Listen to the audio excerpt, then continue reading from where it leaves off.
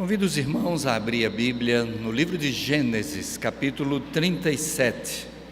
Estaremos lendo os versos a partir do 12 até o 28. Gênesis 37, de 12 a 28.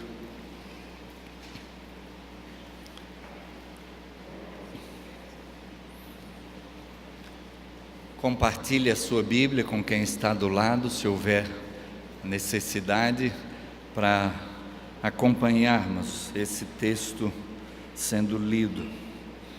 Gênesis 37, de 12 a 28. E assim nós lemos: E como foram os irmãos apacentar o rebanho do pai em Siquém, perguntou Israel a José: Não apacentam teus irmãos o rebanho em Siquém? Vem, enviar-te-ei a eles. Respondeu-lhe José: Eis-me aqui. Disse-lhe Israel: Vai agora e vê se vão bem teus irmãos e o rebanho, e traze-me notícias. Assim o enviou do vale de Hebrom, e ele foi a Siquém. E um homem encontrou a José, que andava errante pelo campo, e lhe perguntou: Que procuras? Respondeu: Procuro meus irmãos. Dize-me, onde apacentam eles o rebanho? Disse-lhe o homem: Foram-se daqui, pois ouvi-os dizer: Vamos a Dotã. Então seguiu José atrás dos irmãos e os achou em Dotã. De longe o viram, e antes que chegasse, conspiraram contra ele para o matar. E diziam um ao outro: Vem lá o tal sonhador. Vinde, pois, agora, matemo-lo e lancemo-lo numa destas cisternas, e diremos: um animal selvagem o comeu, e vejamos em que lhe darão os sonhos.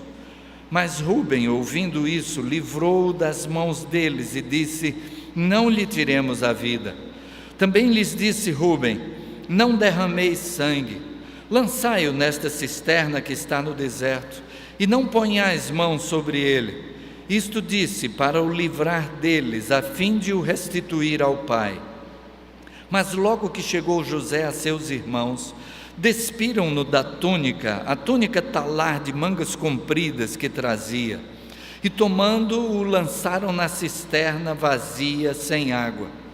Ora, sentando-se para comer pão, olharam e viram que uma caravana de ismaelitas vinha de Gileade. Seus camelos traziam aromatas, bálsamo e mirra que levavam para o Egito. Então disse Judá a seus irmãos: De que nos aproveita matar o nosso irmão e esconder-lhe o sangue?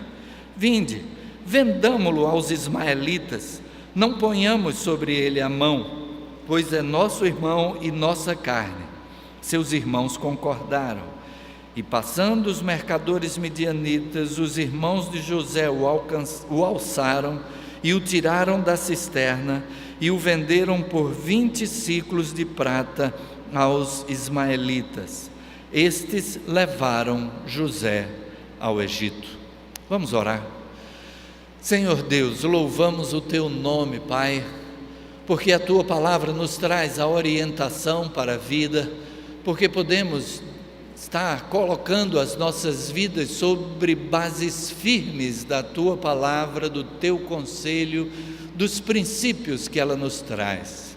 Nesta hora, Pai, que possamos aprender com o Teu servo José, e que as lições extraídas da sua história possam ser vivas, úteis para cada um de nós aqui nesta hora, conforme a Tua vontade, em nome de Jesus. Amém. Amém.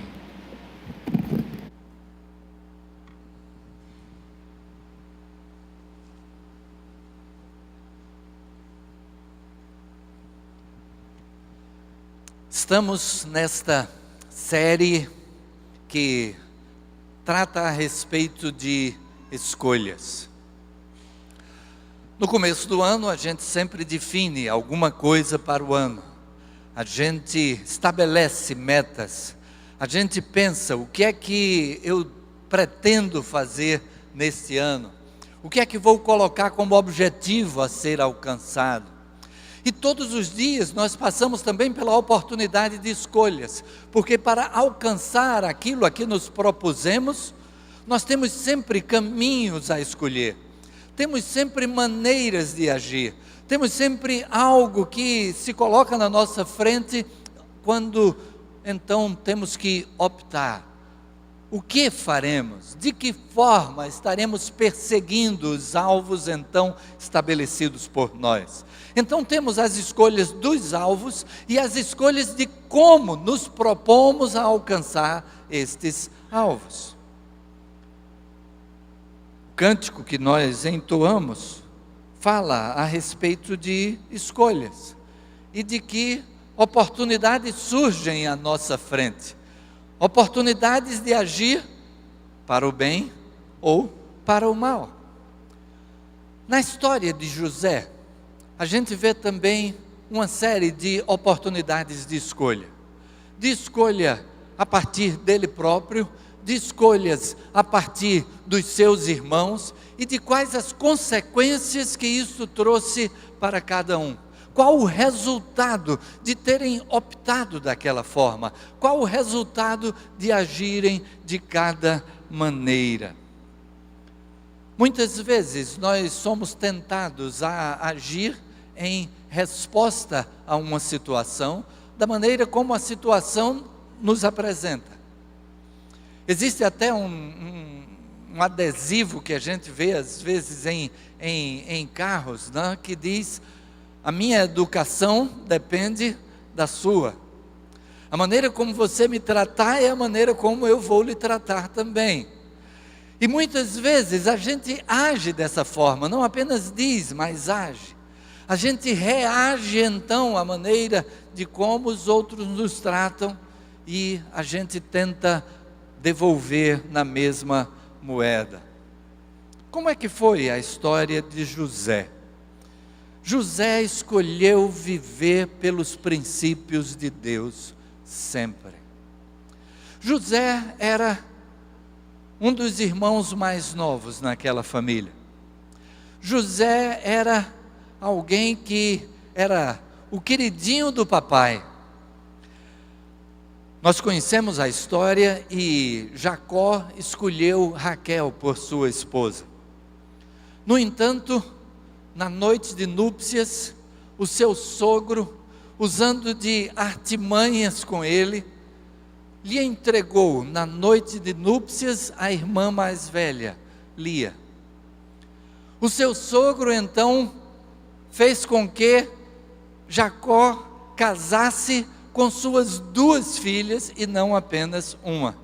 E um detalhe é que Lia tinha um defeito físico. E o seu sogro então achava que Lia nunca casaria por conta daquele defeito. Então, naquela hora, ele entrega Lia. Sendo que Jacó tinha se comprometido a trabalhar para o seu sogro por 7 anos, para que ele pudesse casar com Raquel. E Jacó trabalhou aqueles 7 anos. E no final dos 7 anos, seu sogro vai e lhe entrega Lia.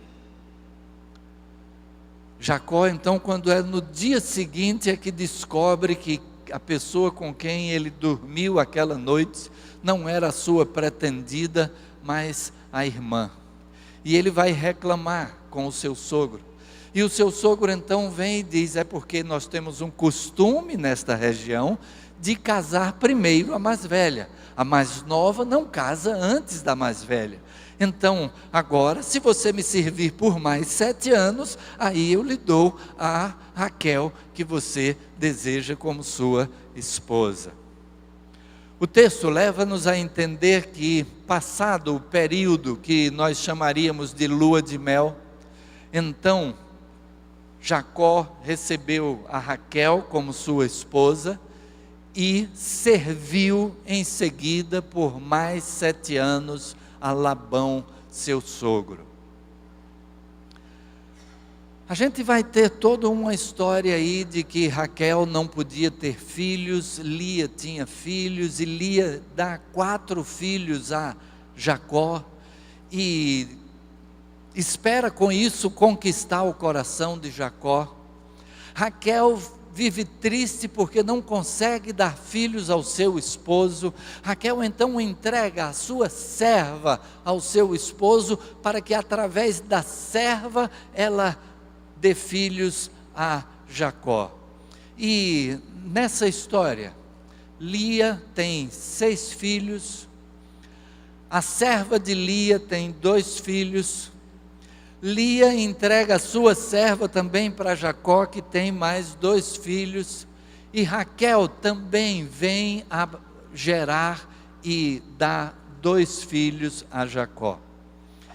A gente pode imaginar como é que era essa casa, a situação nessa casa, com essas intrigas entre as 2 esposas e 2 servas que lhe foram dadas para gerar filhos, e de como esses filhos se relacionavam dentro dessa família. E José era o queridinho do papai, era o filho da esposa querida de Jacó. E ainda mais, José tem certos sonhos, e ele narra para os seus irmãos esses sonhos. E naqueles sonhos, os irmãos, tanto os irmãos como o pai, entende que o sonho de José aponta na direção de que os seus irmãos, mais velhos do que ele, e até mesmo seu pai e sua mãe, haveriam de se curvar diante de José. E os irmãos ainda mais desprezam e odeiam a José. E então vem essa narrativa que nós vimos aqui do texto lido.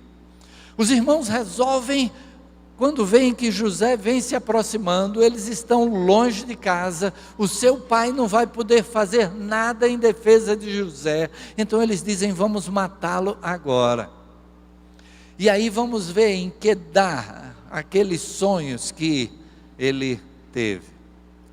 E eles se referem a José mesmo como o sonhador. Lá vem aquele sonhador, vamos matá-lo, e vamos ver em que esses sonhos então vão acabar. Mas Rúben, o filho mais velho de Jacó, age em defesa: não vamos matá-lo, vamos jogá-lo aqui numa cisterna cisternas que estavam vazias, vamos deixá-lo aí. E aí Rúben tinha a intenção de depois resgatar José e devolvê-lo a Jacó. Mas ao passar aquela caravana, então nós vimos que Judá tem a ideia de dizer: vamos vendê-lo, ao invés de matá-lo, vamos vendê-lo, a gente vai ganhar dinheiro com ele. E então José é vendido, e a narrativa em seguida vai dizer que eles tomam aquela túnica de José, que era uma das razões de inveja dos seus irmãos, uma túnica de mangas compridas, colorida, que o seu pai deu de presente a José. E aquela túnica então era algo que era motivo também de inveja dos seus irmãos. José é então vendido àquela caravana, e o texto vai dizer que ele é levado ao Egito, e lá no Egito ele é vendido a Potifar. Potifar, que era capitão da guarda do faraó. Como é que foi a vida de José? Como é que nós estaríamos se estivéssemos na posição de José? De que forma é que encararíamos a vida diante de circunstâncias tão contrárias contra ele? De repente ele era o queridinho do papai, mas ao mesmo tempo alguém fiel ao seu pai, alguém que estava pronto a cumprir as ordens do seu pai. Ele é enviado por seu pai para Siquém, e de Siquém ele vai até Dotã, e aquela era uma viagem de aproximadamente 100 quilômetros, desde Hebrom até Dotã. É a distância que José cobre sozinho para cumprir com a ordem do seu pai. É como se nós saíssemos daqui hoje a pé e fôssemos até Bezerros, pela 232, indo até Bezerros. ou se formos pela 101, chegando quase até João Pessoa. José faz aquela viagem e, como resultado, ele é vendido e agora ele é escravo na casa de Potifar. Mas José escolheu viver pelos princípios de Deus. E porque ele escolheu viver pelos princípios de Deus, logo ele é identificado ali na casa de Potifar como alguém de confiança. E Potifar vai entregando a ele cada vez mais responsabilidade. E José vai dando conta dessa responsabilidade. José trabalha com afinco, com desprendimento, com boa vontade, com verdade, fidelidade diante do seu Senhor. O texto bíblico diz que José tinha 17 anos quando foi vendido. A gente sabe que no final dessa história, ele estará diante de Faraó, revelando o sonho de Faraó. E aquele momento da revelação do sonho, o texto bíblico diz também que José tinha 30 anos. Passaram-se então 13 anos. Quando José está preso, ele passa ali no cárcere 2 anos depois que ele revela o sonho do copeiro e do padeiro. Então, até ele revelar o sonho do copeiro e do padeiro, passaram-se 11 anos. Não sabemos desses 11 anos quanto tempo ele passou já na casa de Potifar e quanto tempo ele passou no cárcere. Mas, quer seja como escravo, quer seja como preso no cárcere, José vivenciava na vida os princípios de Deus. E a gente sabe da história, e a gente sabe que Potifar chega ao ponto de entregar a José tudo da sua casa. Potifar não tomava conhecimento nem se havia pão na casa ou não. Todas as providências da sua casa era José que tomava. Potifar podia cuidar do seu serviço ao rei.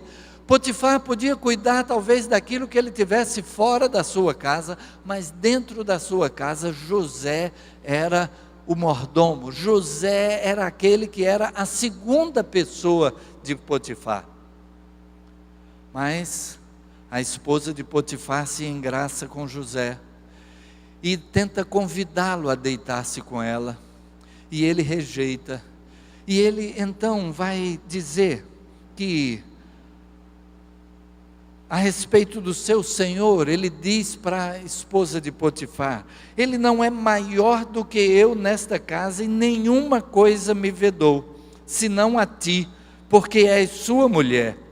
Como, pois, cometeria eu tamanha maldade e pecaria contra Deus? E a esposa de Potifar toma providências para que José venha na sua casa naquela hora em que ela dispensou todos os funcionários, todos os servos. E na hora que José chega na casa, ela tenta agarrá-lo para que ele se deite com ela. E ela o segura pela sua túnica. José então larga a sua túnica e foge.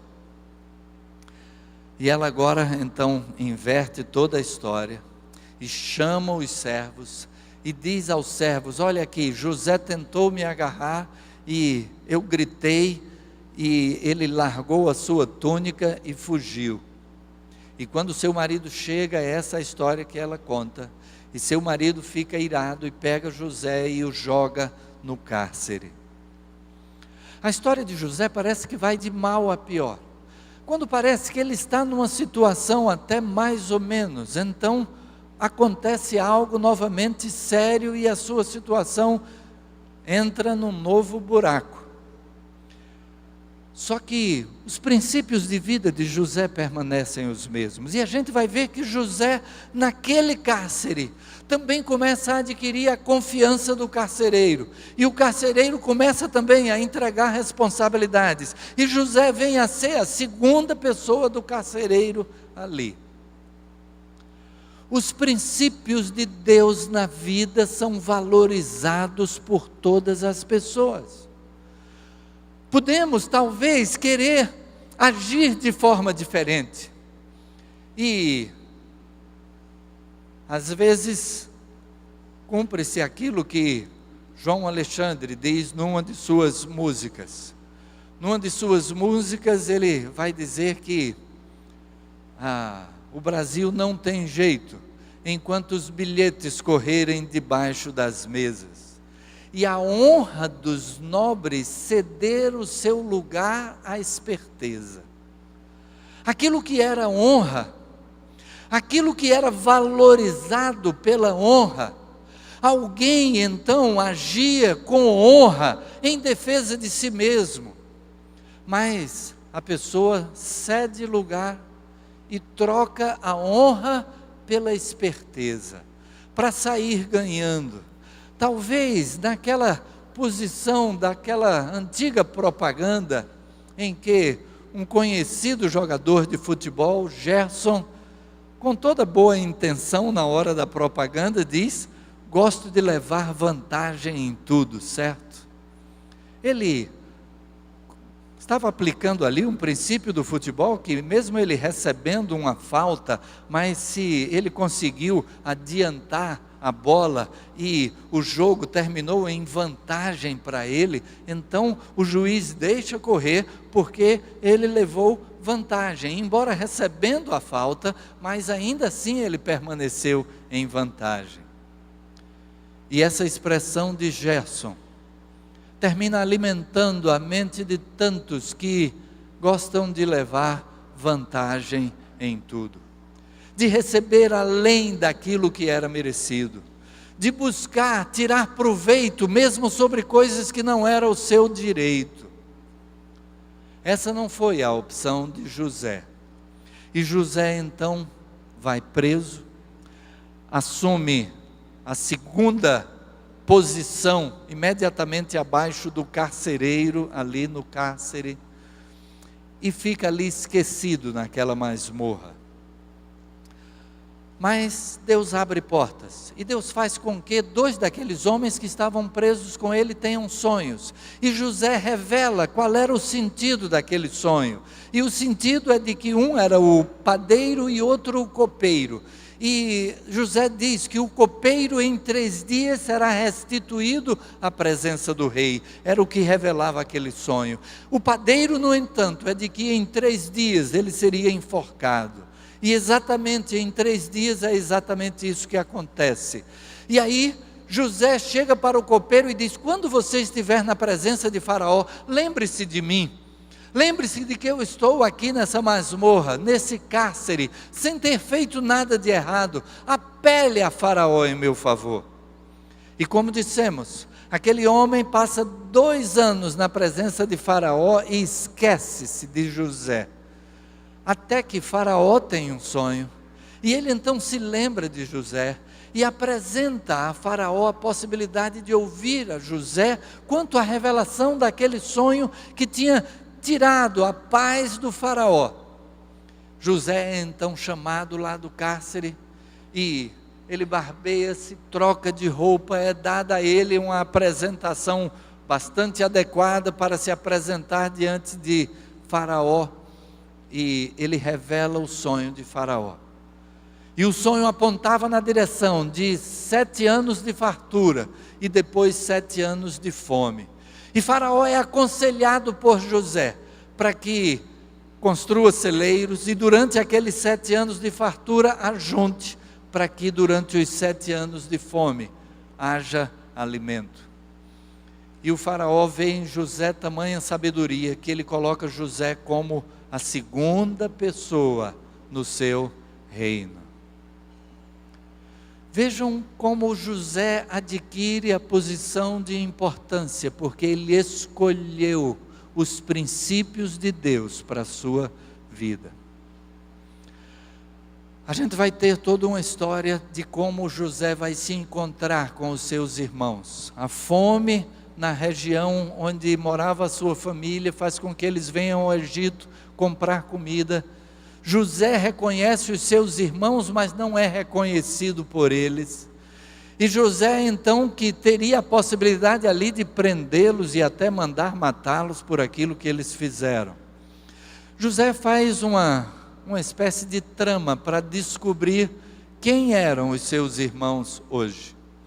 E o final daquela trama, ele vê então Judá, aquele homem, aquele seu irmão que sugeriu aos demais que ele fosse vendido como escravo. Agora ele vê Judá se colocando para substituir o irmão mais novo. José manda colocar a sua taça de prata, o seu copo de prata, dentro do saco de mantimentos que é entregue ao seu irmão mais novo, Benjamim, seu irmão de pai e de mãe, filho de Raquel também.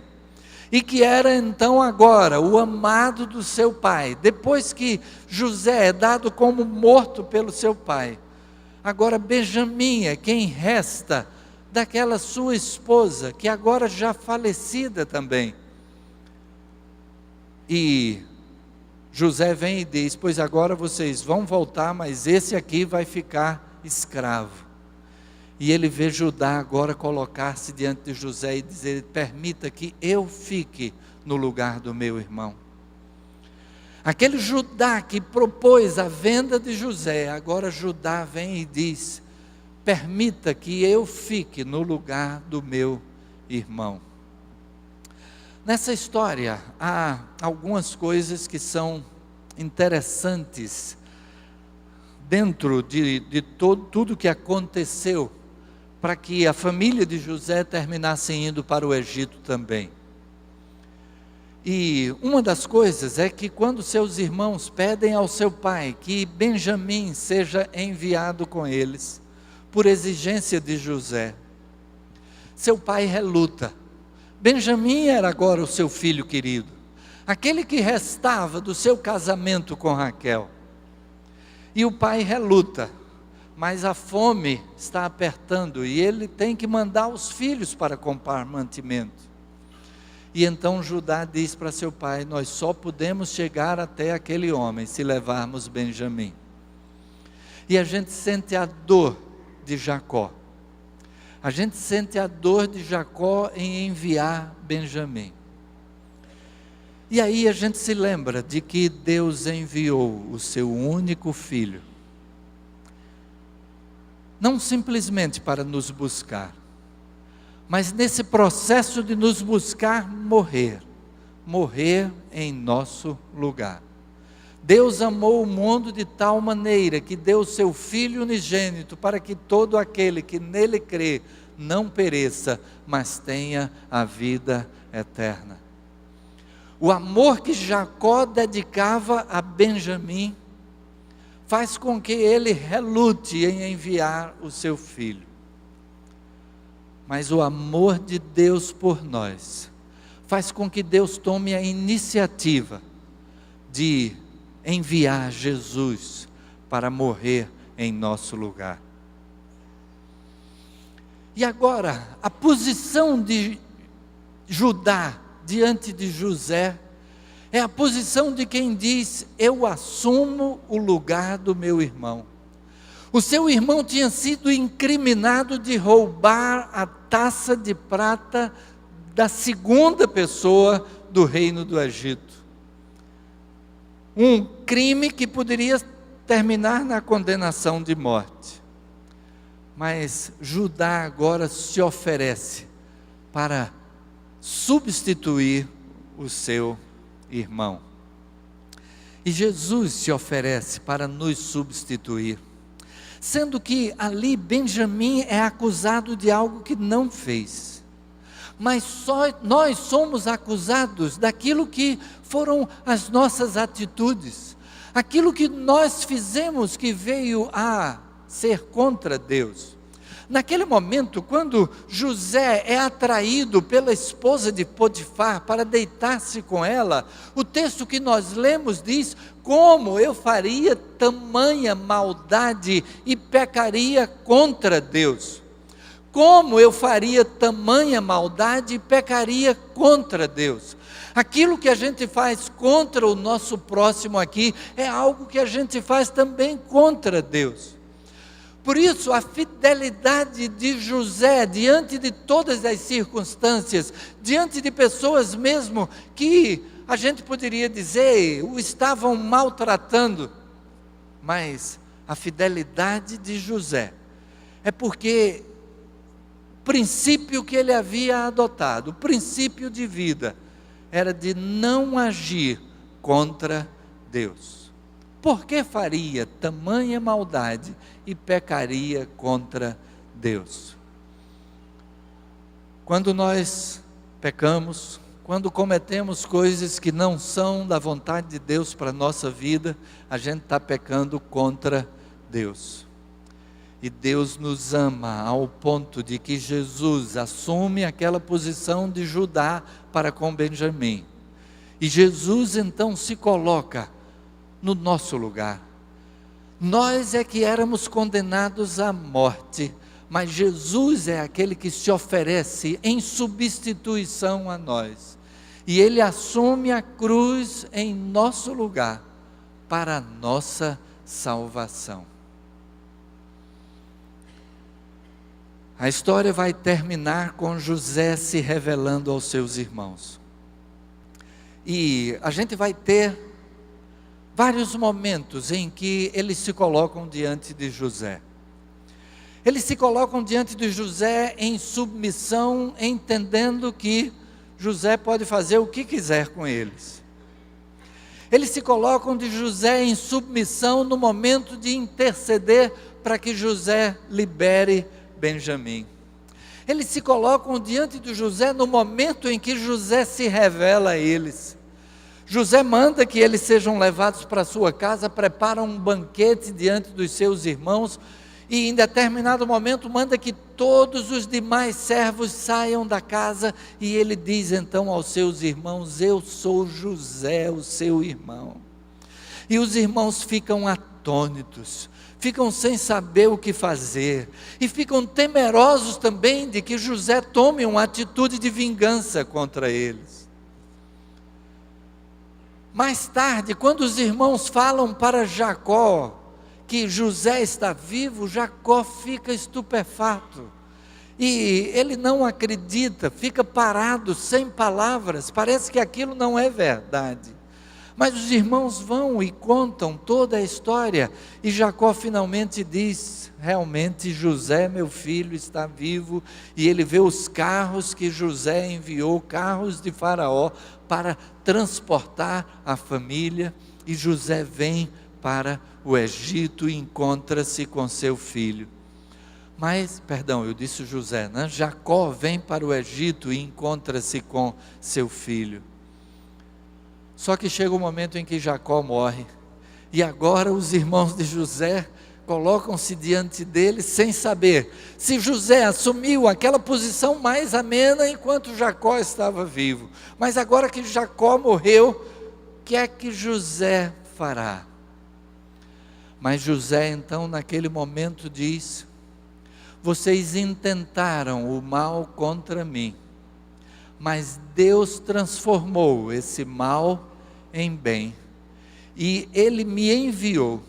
Foram vocês que me venderam, mas Deus é que estava me enviando adiante de vocês, para prover o sustento para a família no momento da fome. Agora tudo aquilo aconteceu na vida de José, e José pôde ser esse instrumento de Deus, porque ele assentou no seu coração seguir os princípios de Deus na vida. Nós somos conclamados a viver espelhando a vida de Jesus, e José é para nós também um exemplo de vida neste sentido. Nós somos conclamados a fazer com que a nossa vida seja bênção para nós, seja bênção para aqueles que estão no nosso lado, que na nossa vida nós possamos estar buscando a correção na vida e ajudar o outro também na caminhada. O apóstolo Paulo, escrevendo aos Efésios, vai dizer, aquele versículo que citamos também recentemente, que diz: até que todos cheguemos à unidade da fé, plenitude da estatura de Cristo. O propósito de Deus na nossa vida é que a nossa vida possa espelhar a vida de Jesus. Para isso é necessário que estejamos optando, escolhendo sempre, como José fazia, os princípios de Deus na nossa vida. Nas escolhas que temos a cada dia, pode ser no trabalho, pode ser na escola, e aí na escola a gente tem a escolha que pode vir à nossa frente para a cola, na escola a cola, mas nós temos a oportunidade de escolher os princípios de Deus. No trabalho, de artifícios para que possamos tirar vantagem, sair ganhando, mas nós podemos também escolher os princípios de Deus. Pode ser até que a gente saia perdendo. Lembro da história de certa pessoa que tinha uma função de secretária. E como secretária, o seu patrão dizia, ao receber um telefonema, diga que eu não estou. E aquela secretária ter a coragem de dizer para o seu patrão, eu não posso. Eu não posso porque eu tenho um compromisso com Deus. E ela sabia que aquilo podia custar o seu emprego. Mas o que ela conseguiu foi a confiança do seu patrão. Seu patrão passou a valorizá-la mais, porque era alguém de confiança. Era alguém que optava pelos princípios da palavra de Deus. Quais são as escolhas que nós enfrentamos no nosso dia a dia? Talvez possa ser como aquilo que José também passou. E José soube escolher os princípios de Deus. Por causa disso, ele sofreu penalidades.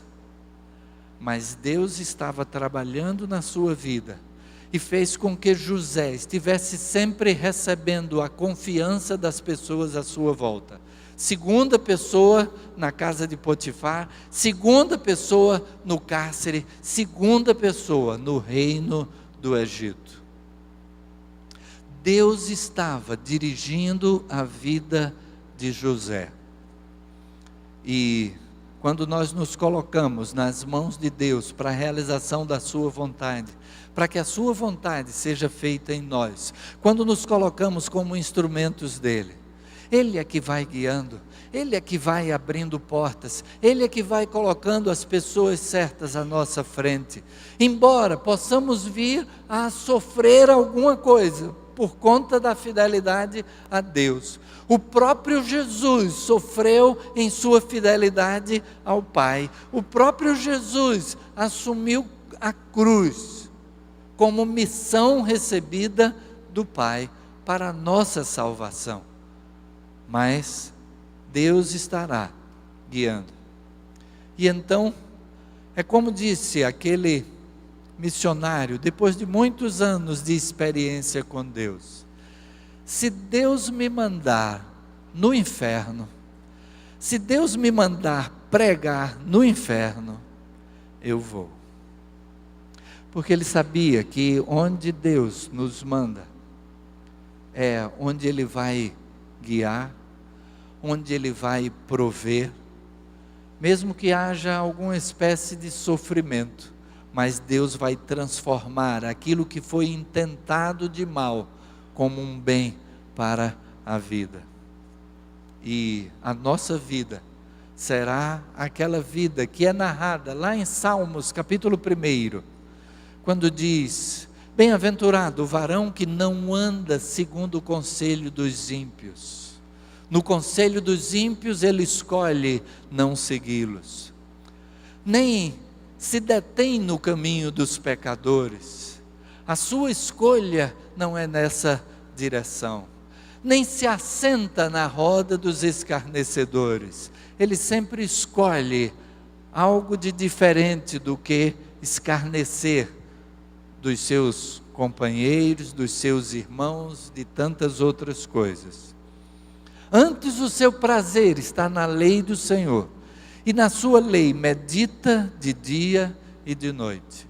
Ele será como uma árvore plantada junto a correntes de águas, junto a ribeiros de águas, a qual dá o seu fruto na estação própria, as suas folhas não caem, e tudo quanto fizer será bem sucedido. Essa é a história de José. Tudo quanto ele fez foi bem sucedido, porque ele estava nas mãos de Deus para colocar em prática a vontade de Deus na vida. A vontade de Deus na nossa vida, em primeiro lugar, é pela nossa salvação. Ele mandou Jesus à cruz em nosso lugar, e a primeira coisa que podemos dizer e que devemos fazer para cumprir a vontade de Deus na nossa vida é podermos dizer: sim, eu quero que Jesus seja o meu Salvador, o meu Senhor. Para a nossa salvação, para o perdão dos nossos pecados, Cristo pagou o preço na cruz. E Ele oferece a nós perdão, salvação, vida eterna. Primeira coisa, entregar a vida nas mãos de Jesus, crendo que Ele deseja a nossa salvação, que Ele morreu de braços abertos, exatamente porque Ele está pronto a acolher a todas as pessoas. Ninguém é ruim demais para que seja rejeitado por Jesus, nem bom demais que não precise do sacrifício de Jesus na cruz como perdão para o nosso pecado. É necessário então entregar a vida a Jesus, e aí viver pelos princípios dele, aplicar na vida os princípios da sua palavra, fazer com que a nossa vida possa ser transformada de uma vida simplesmente, meramente de sobrevivência, para uma vida de realização da vontade de Deus em nós. Feche seus olhos nesse instante, pense na sua situação diante de Deus. Como é que você está diante de Deus? Apesar de tudo aquilo que lemos a respeito de José, mas a palavra de Deus diz que todos pecaram, então mesmo José, com todos os princípios, ainda assim, precisa da graça de Deus, precisa do perdão gratuito de Deus. E cada um de nós, da mesma maneira, todos nós, por causa dos nossos erros, das nossas falhas, precisamos do perdão de Deus, precisamos da graça de Deus. Deus olha para nós pela sua misericórdia, nós não merecemos, mas Ele oferece o perdão de graça, pela fé de que Cristo já pagou o preço, Cristo assumiu a nossa condenação, para que nós pudéssemos estar restaurados à presença de Deus, para que recebamos de Deus perdão, vida eterna. Não sei se você já deu este passo de dizer: sim, Jesus, eu quero que Tu sejas o meu Salvador e o meu Senhor. Se você deseja fazer isso nesta noite, se você deseja que a vontade de Deus se cumpra na sua vida, a começar pela entrega da sua vida a Jesus, dê-nos um sinal levantando uma das mãos. Com este sinal você estará dizendo: sim, eu creio que Jesus pagou o preço do meu pecado. Eu tenho pecado e preciso de perdão, e eu entrego a minha vida nas mãos de Jesus, e Jesus toma de sobre nós o nosso pecado, Ele o leva lá na cruz. A palavra de Deus diz que o escrito de dívida que pesava contra nós, Cristo pregou na cruz. O escrito de dívida que pesava contra nós, Cristo pregou na cruz. A nossa dívida para com Deus é perdoada, porque Cristo assume a nossa condenação. E o Senhor Jesus Cristo disse: aquele que me confessar diante dos homens, eu o confessarei diante do meu Pai que está nos céus.